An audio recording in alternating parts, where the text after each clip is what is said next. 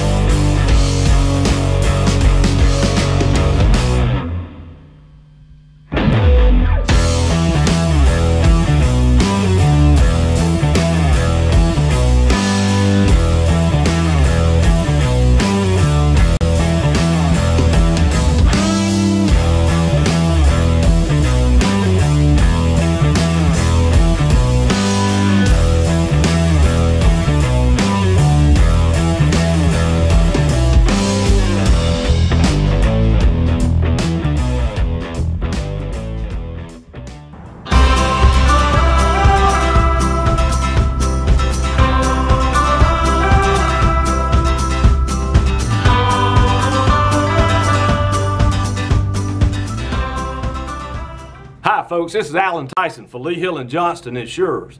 Wow, with our 2016 season finishing up on December the 3rd, it seems like 100 years since our Bluebirds played a football game.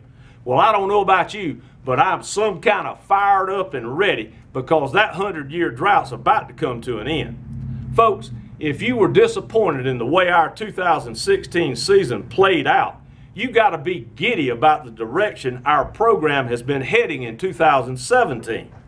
In the early spring, I had the fortunate opportunity to get to know Coach Summers on a personal level. And one thing I can tell you about our man at the helm is he is passionate about three things: the Lord, his family, and Georgia Southern football.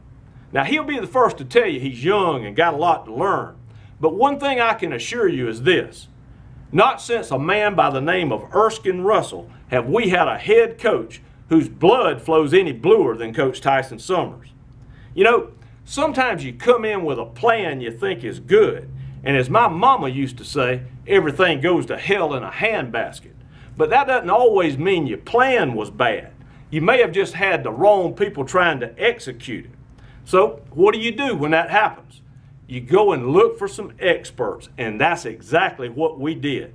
With the hiring of Brian Cook, Justin Wood, Bob Bodine, and strength coach Dwayne Chandler, I really believe that our young and talented offensive Eagles can quickly fly back to the top of the heap nationally in rushing, which should solve some of the residual problems not being able to rush it caused last year, like constantly being in third and long, not scoring touchdowns in the red zone, and putting our unrested defense back on the field time and time again.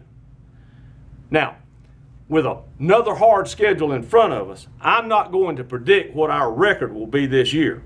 But one thing I can tell you is this: with the signing of another great recruiting class in February, we will have a bunch of young, enthusiastic, determined football players who will be longer, stronger, and faster than any we've had since we entered the FBS.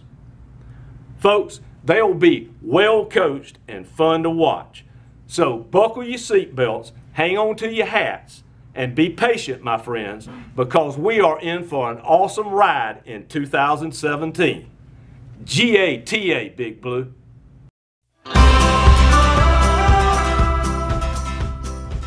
As for today, our Eagles have made their way to the heart of Dixie and the loveliest village on the plains to take on Auburn for the first time since 1991. The Tigers are coming off a somewhat mediocre 2016 season, going 5-3 in the Southeastern Conference and finishing up 8-5 overall. But with the addition of their highly regarded graduate transfer quarterback from Baylor, some prognosticators are saying this might be the most talented team to wear the orange and blue since they played for the national championship in 2013. With that in mind, and not much more to go on other than a poor showing in 2016, Vegas has our young Birds as a 35-point underdog this weekend at Jordan-Hare. But I got some bad news for these speculators from Sin City. The 2016 team that went 5-7 is not the same flock of feathered fowl that will be facing your favored felines later this afternoon in the suburbs of Lochapoka. You see, 2016 was yesterday, and yesterday's gone.